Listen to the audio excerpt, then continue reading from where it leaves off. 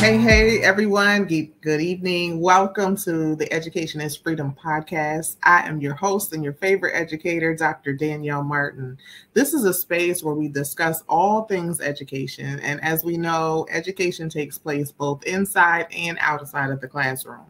This is also a space where we invite fearless, purpose-driven leaders, change makers, and advocates from all over. So I have an amazing guest this evening, and I'm going to read some of her bio, then I'll have her come on and we'll jump into it. So tap in. Zakiya Stewart is the Pennsylvania Policy Manager, where she leads the Teach Plus Pennsylvania Teaching Policy Fellowship and continues to grow and support the statewide network of over 400 teachers. She also sits on the Pennsylvania Schools Work Committee, the Pennsylvania Educator Diversity Consortium, and is a member of the PA Needs Teachers Coalition. Zakiya was also appointed to the Committee on Educator Talent Recruitment in partnership with the Pennsylvania Department of Education.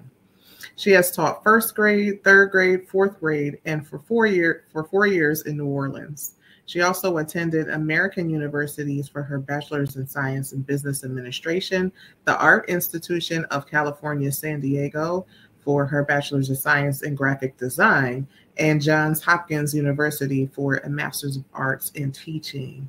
Please welcome to the show, my friend, Zakiya Stewart. Hey, yes, welcome to Education is Freedom. Girl, hold up. This bio is amazing. We're going to talk about some things in here. But just so you know, the format of the show, I'm going to start with some questions, and then we're just going to get into it. Okay? How's that sound? I'm just going to pretend we at Temple. Just, kicking it. That's it. That's what we're going to do. So we're kicking it tonight. The first question I have for you is I want to highlight your educational journey. It's one thing for me to read it. I could have read it, but I want people to hear it from you. I want people to understand how you landed at this particular point in your career and what motivated you to be in this space. Yeah, what's interesting is that you have this title of your podcast, Education is Freedom, because that's what I grew up believing and being taught by, my parents, my mother, until she was with me and passed away when I was 8 of breast cancer. And my father raised me and my sister from, me. I'm the oldest, for me being 8 and my sister being 6. And he raised us as a single dad, and he carried that tradition of excellence in education and believing in what education could do, especially for young Black girls to become Black women. And so I was just always taught that. And so from my schooling straight into me entering my career, it was figuring out how I could pursue my liberation through education. How I actually got into education was a little bit of a roundabout, which I appreciate now, because I originally wanted to be a teacher. And like a lot of folks were told, well-meaningly so, but, not necessarily the best advice. I appreciate the experiences I've had, though, leading up to me actually going full-time in education. But, I was told the same things. You're going to be broke. You're going to be stressed out. You're going to be struggling, do something else. And then that's when I took that advice and, worked at a consulting firm. So I was at McKinsey for a while and, just grew up. And my compromise was volunteering in education until I just couldn't take it. And I was just like, no, I got to go. I got to make the transition. And the last work I was doing was, working with students in foster care. And that was important to me because growing up with a single dad, I felt a kinship because I felt like, my gosh, if anything happened to my dad, I'm a stone's throw from being where they are. So I just loved that work and made the transition into teaching. Okay. And then that led me into working directly with principals on staffing and budgeting. And that was interesting for me because I got to get a look behind the curtain to see kind of, how the sausages is made, if you will, in a central office setting, and learned a ton, which led me straight to the policy work. Because if anyone knows anything about being in a school district bureaucracy, there's a lot of stuff that goes down that, man, you know, we no question. Look, there's ninjas in there that are trying to do the right thing, that are putting in work, but there's a lot of barriers, and a lot of that is grounded in gaps between policy and practice, working to serve our students and the staff, getting what they need to support the students. And I needed to get more involved in helping to address the policy. And some of the practice, but some of the policy creation that was creating a lot of the barriers that I saw existing in that district experience I had. And real talk, my also being complicit in it. I felt like I don't want to, what I was doing, I felt like I wasn't making the impact that I really needed to make, that I felt like I wanted to make. And that's what led me in the policy to actually try to help remove some of these barriers, so we could actually create this idea of education being freedom for all of us. Wow, that's so good. So within Teach Plus, you're a Pennsylvania policy manager. So can you talk to us about Teach Plus and what that looks like, and what does that mean exactly? You're give us a little taste of it, but your day to day, like, what does that mean? Yeah, so Teach Plus, in short, is a national organization that focuses on teacher leadership, and we have work happening in 11 states, Pennsylvania being one of them, and our work is quote unquote divided between the practice side, so literally what's happening in the classroom, and then the policy side, the policies that get put into place, like the laws of the school codes and things that influence what's happening in the classroom. I'm on the policy side.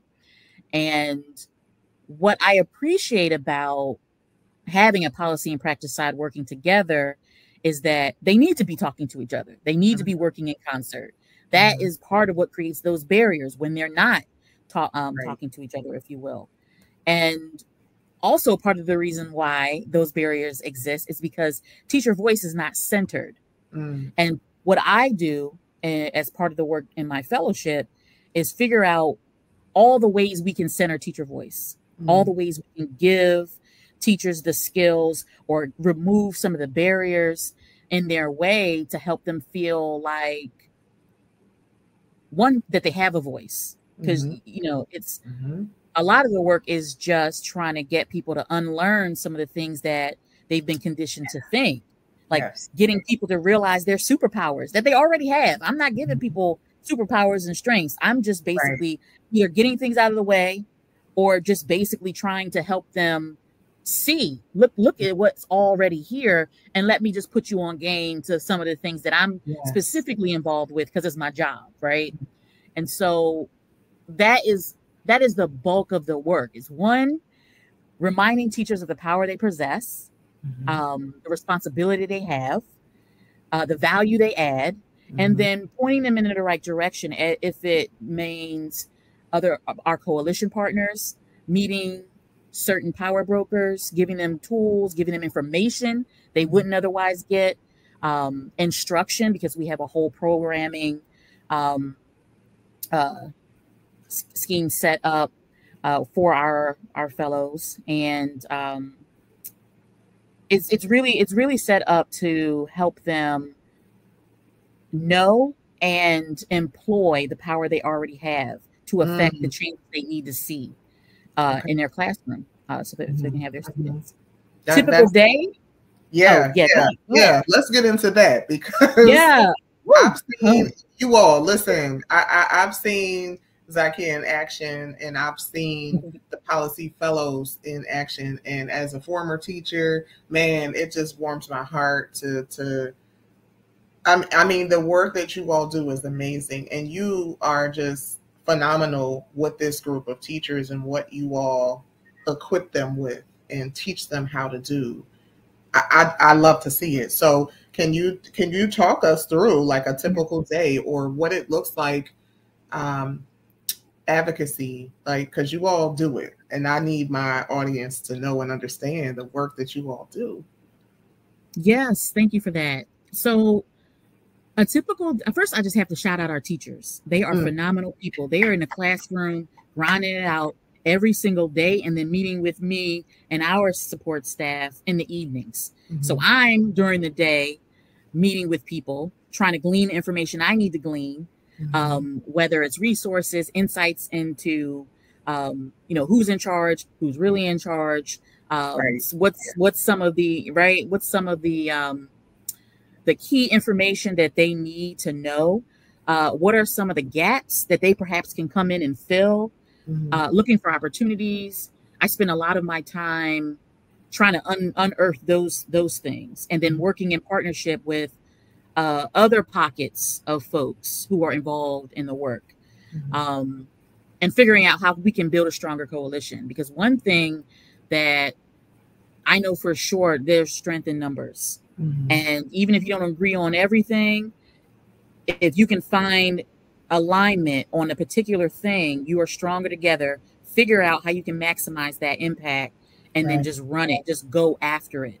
And so, I spend a lot of time trying to figure out how to do that so that I can then meet with the fellows in the evenings. We run our programming, so our instruction, our modules, we have our guest speakers, and we've had a range of people. We have, the typical legislators, right? So they're, chairs of education committees, governors, but we've also had folks who are in the advocacy space. We've had Sharif come and support. We've had Teachers of the Year come and support. We've just had a range of folks who can come and talk about what the work actually looks like. So they get the instruction, then they also get people coming in and giving real world examples, and they get an opportunity to engage them. So the days get long for all of us because we're all working during the day and working during the evening, but it really does pay off because we're building a sense of community. It's a space where we can talk about things that, especially from an educator standpoint, they might not have this space to talk about in their classroom settings, because they have the procedural, the transactional, the things that have to get done.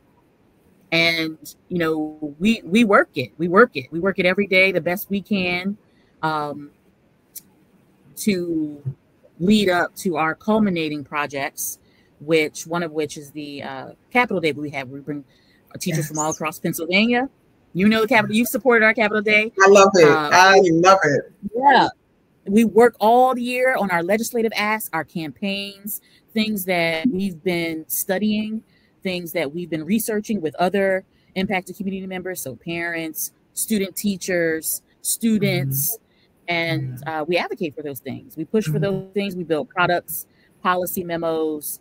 We make recommendations. We try to influence legislation. We've given feedback on legislation, op-eds. You go to our website, you'll see all of our teachers and the op-eds and the phenomenal stories that they tell to convey the importance of this work and the importance of taking it seriously so we can get the stuff that we need.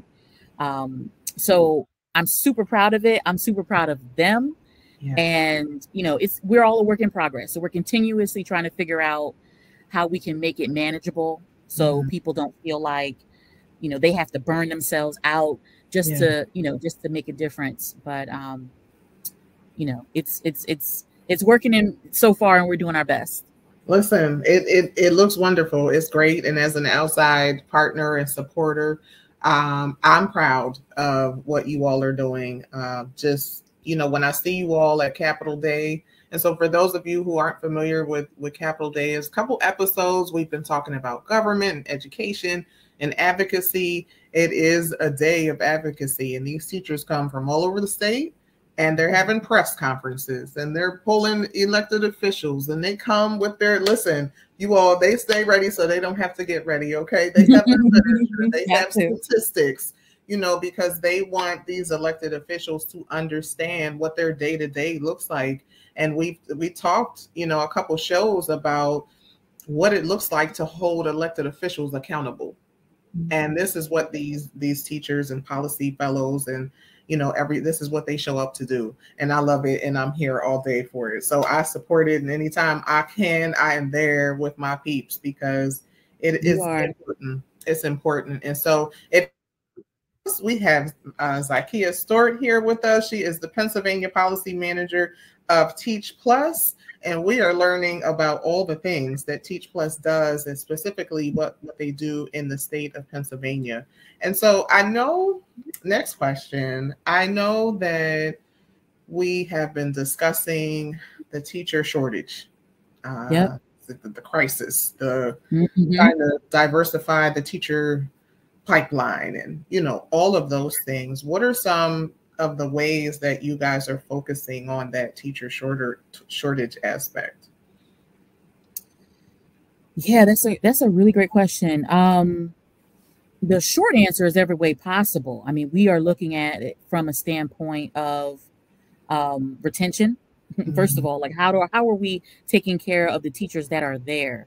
Yeah, that is actually key. What are the things that they're missing? What are the conditions that they need in order to stay? Because as someone who's worked in recruitment before, retention is also part of how you recruit. Yep. Because if your school is doing the things that show teachers that they're valued, that they're going to get the supports they need, that they're going to be developed, that word gets out, and then folks want to come to your space. Same with parents. If they know that they're serious about educating students and setting them up to be liberated human beings that can, have options and make choices, then parents are going to be excited about sending their kids there. And so retention strategies are things that we think a lot about, whether it's looking at how to increase salaries when it's thinking about professional development, if we're thinking about ways in which they can grow within their roles without feeling like they have to leave the classroom. Because that's another big one. Like, what if you don't want to be a principal, right, or assistant principal, or what if you don't want to come out but you want to be stretched? There's many ways. Mentorship programs, helping on recruiting committees, and helping with student loans, helping with we've had conversations about housing stipends, certification supports, because that's been some barriers for a lot of our teachers, because that process can be challenging. And there's been some things that have happened that made it a little easier, but we still have some more work to go. So that retention piece is huge. Teachers need the things that they need so they can show up for students. Right. And then reimagining what the job looks like. There's some work to do, and that I feel like that is probably a little bit further along, but really is important. And we think about what happens globally and how the teaching profession is seen around the world.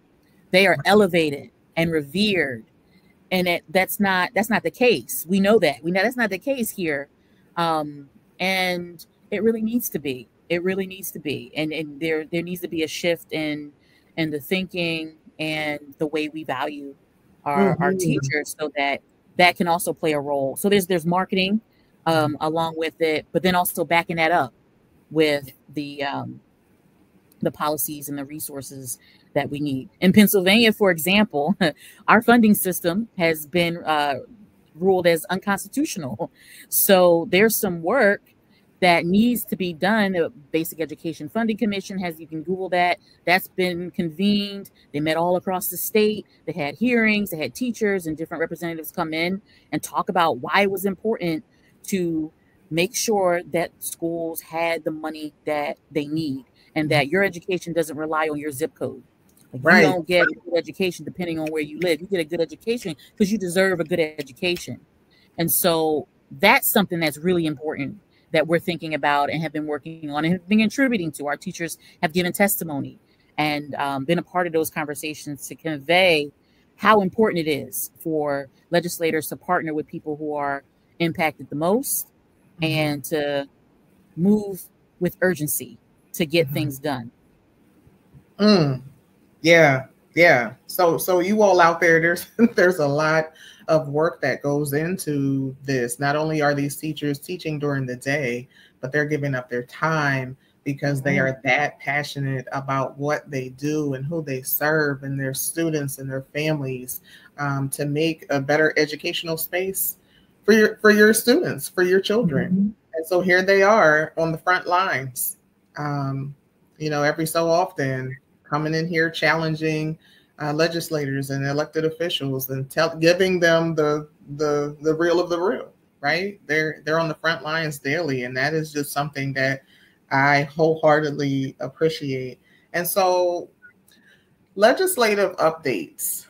Can you discuss some of those? Are there some that are specific? Like I know, as an example, at one point, there was, I can't remember if it's a Senate bill or a House bill that was discussing payment for student teachers. Can you talk about some of those for us so that, the community can understand specifically what is happening? Sure. So one bill, Senate bill or SB 300 is one of those bills that talks about giving teachers stipends that can help pay for their education.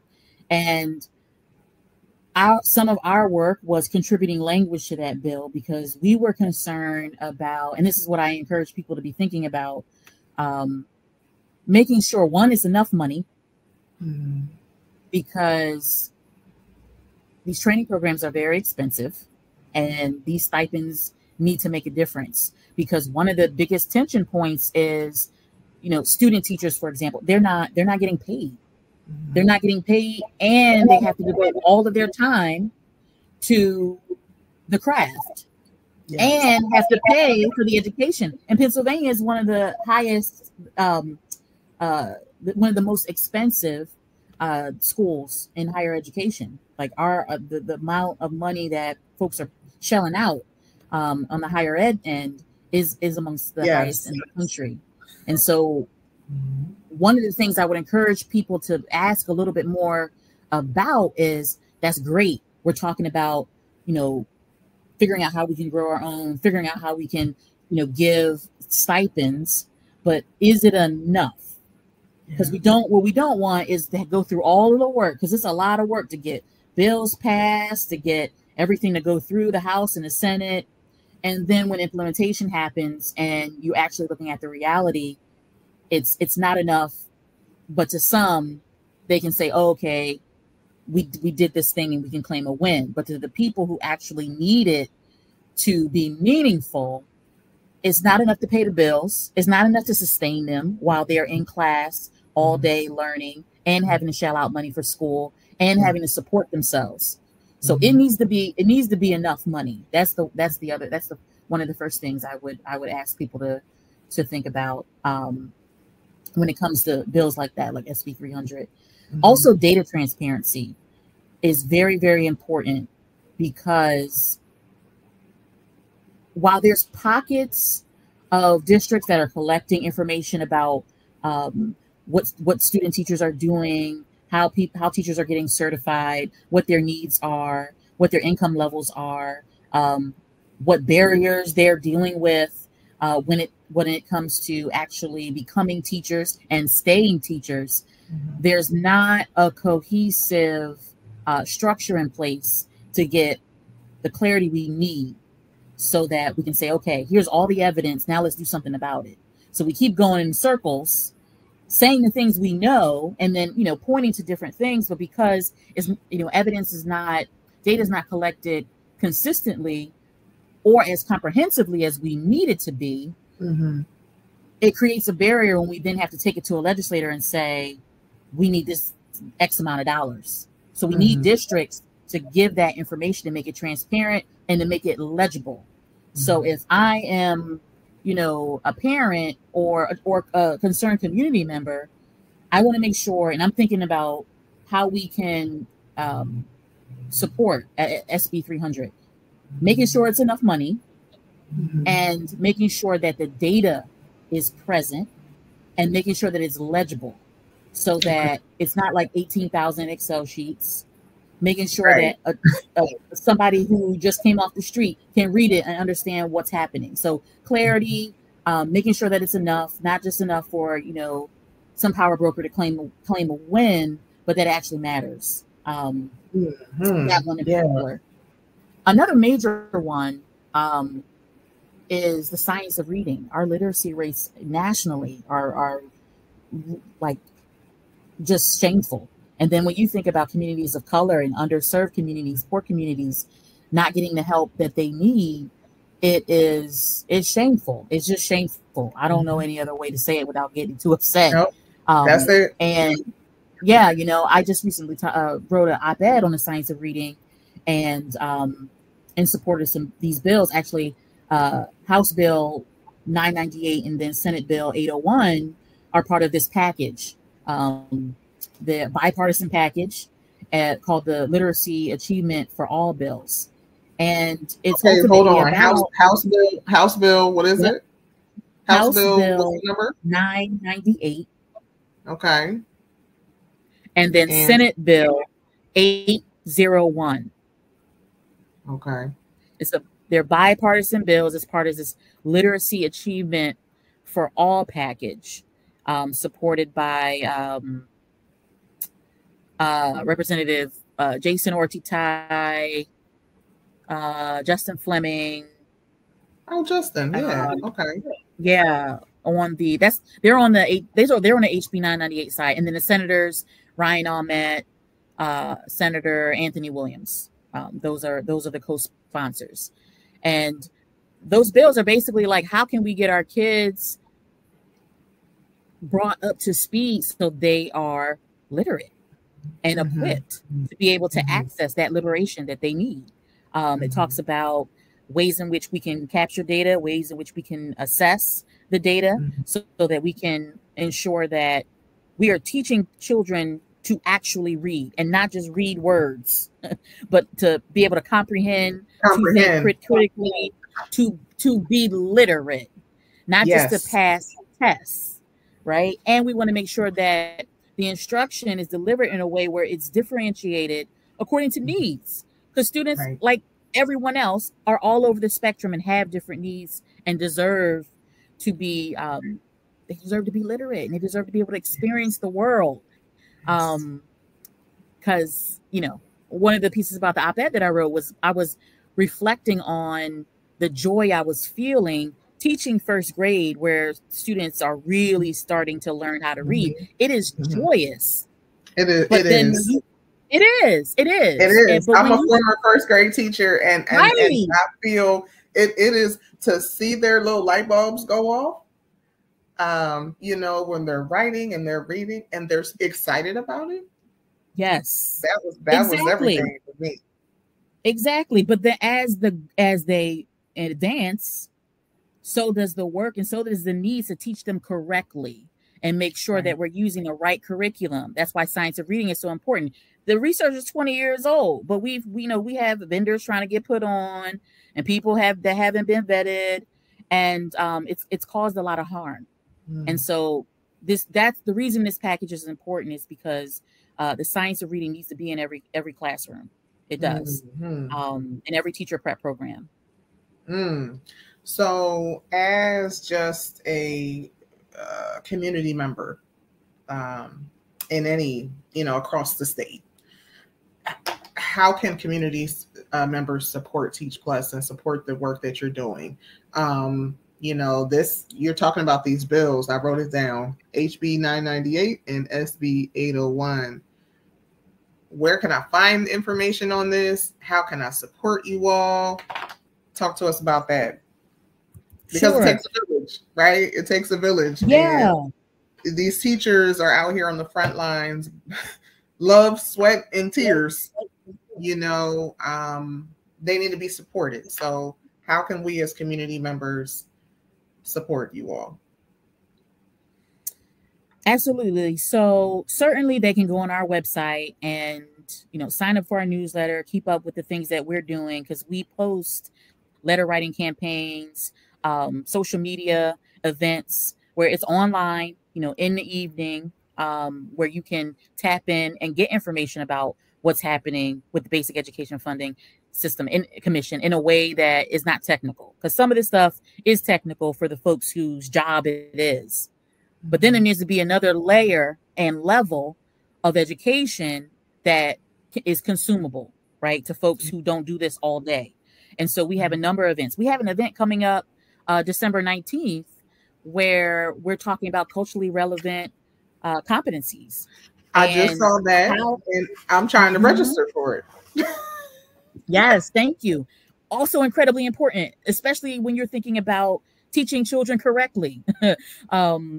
Any subject, let alone reading. So I would definitely say, ours is a website you can go on, sign up for some of the events, get some of that information.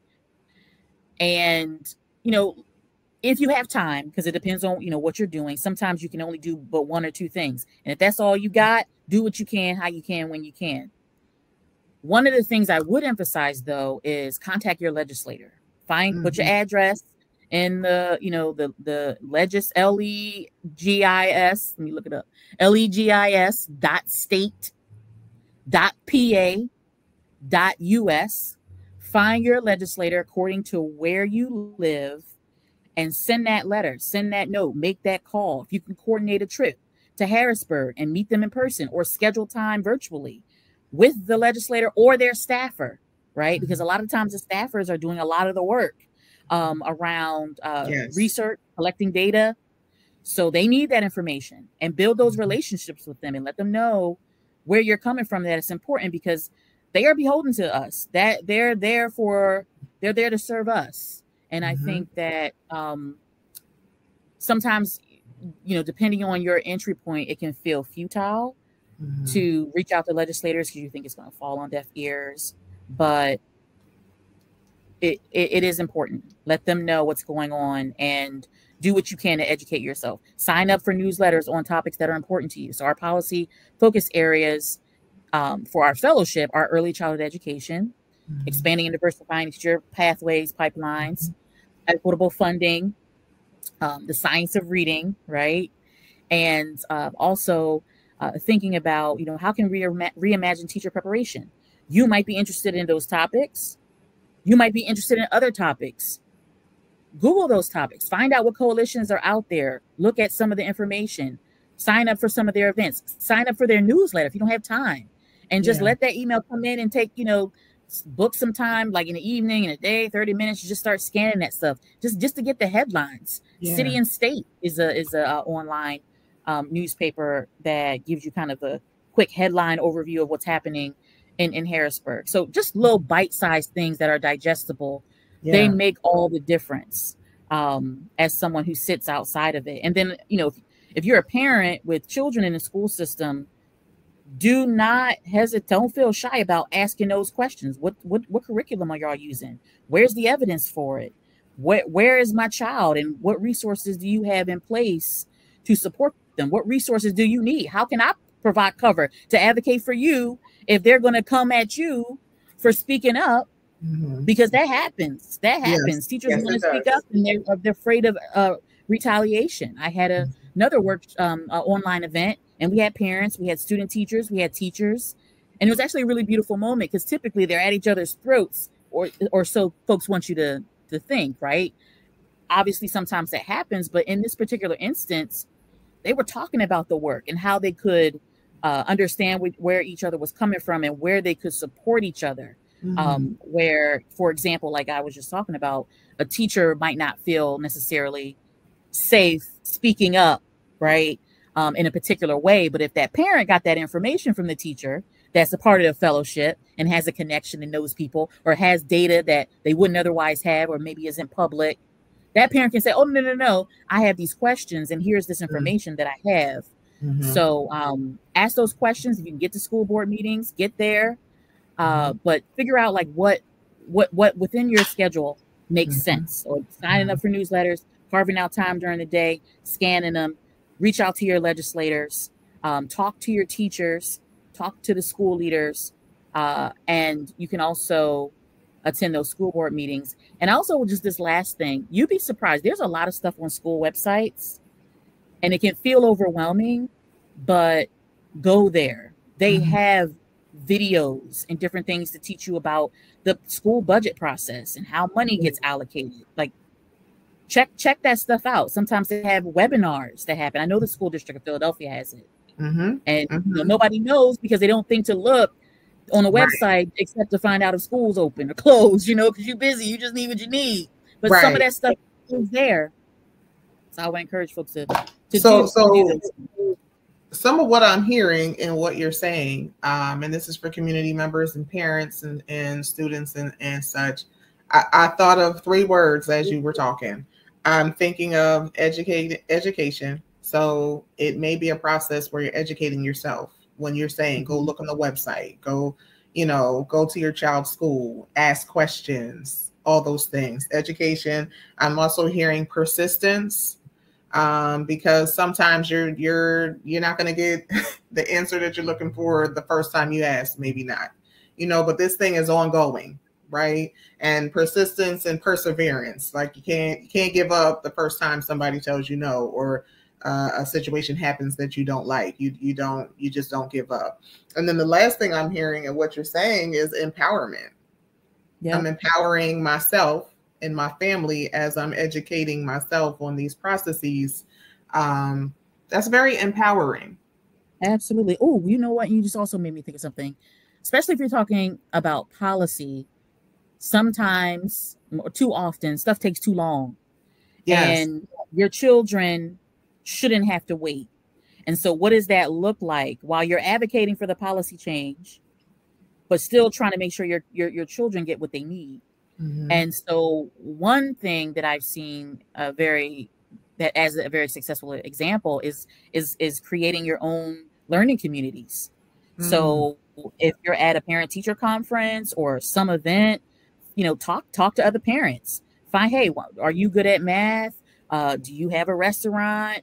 We can just so-and-so, what is this church open? So-and-so can bring the food. You do math, you do art, and just create your own communities where you can figure out how do we create these different learning opportunities and experiences for our students so that they can get what they need and get the exposure they need as best as you can, until those policy changes come in. Because I remember being a teacher and, before COVID and, everything happened, we had a sign-up sheet was like, what can you do?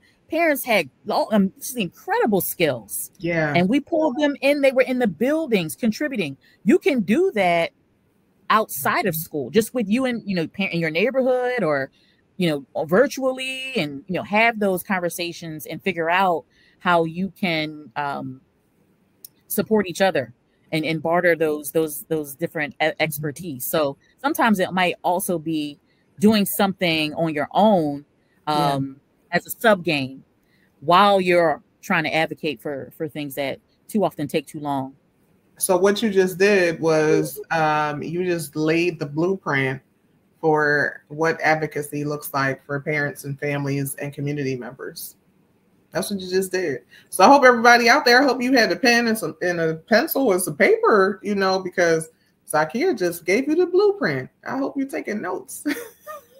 That was amazing. That was amazing. And for some people, this can be overwhelming, but the way that you just laid it out makes it doable. You don't have to do all the things at once, but here's a way to start. And then you start and then you build upon that. So really quickly, because I know you have to go, I want to ask for any educators who are listening, teachers specifically, how can they become policy fellows? Like, what do they need to do? Sure. So go to our website and look through our resources, right? Get a feel for the policy areas that we focus on, the products that we produce, the work that we put in, our voice. Get a feel for who we are and what we're about. Look at some of the time commitments, because a policy fellowship might be too intensive, but you could be a part of our PA network and you could tap into our online events. You could come to our Capitol Days. You could, join our showcases and learn about the campaigns we rolled out. So go to the website and learn about what we're doing. Okay. And then our application link will be there in a few months, April, May-ish, where you'll actually literally just be able to apply. But I encourage people to take the time and learn about what it is, and know that it's not necessarily the policy fellowship. If that isn't for you, you can be a part of the PA network and tap in. Okay, very, very good. And then lastly, what would you say to the educator who's watching or listening right now? How would you encourage them to keep going? We talked about retention, and I know some educators and teachers are just tired. What would you say to them to just encourage them? Whew. Man, first of all, when I was a teacher, there was no COVID. Like, I was a teacher just before COVID happened. But I was in the district supporting principals and teachers through all of the just incredible trauma that was happening, that people were experiencing. And I would first just have to say, do what you can to take care of yourself. Don't try to do it alone. Tap into networks, get the resources. If your school district won't do it, again, build it yourself. Get that group of teachers and figure out ways that you can support each other, because you're worth it. I think that would be my final thing, is you are worth it. You are not a machine. You have ideas. You are just, your work makes all the other work possible. Anything you have to figure out how to do, you have to be taught, which means you need a teacher. So I would just implore them to as best they can, stand in that, because it's the truth. Whether other people will appreciate it or not, it is the truth. We would be nowhere if we didn't have our teachers. So please know that.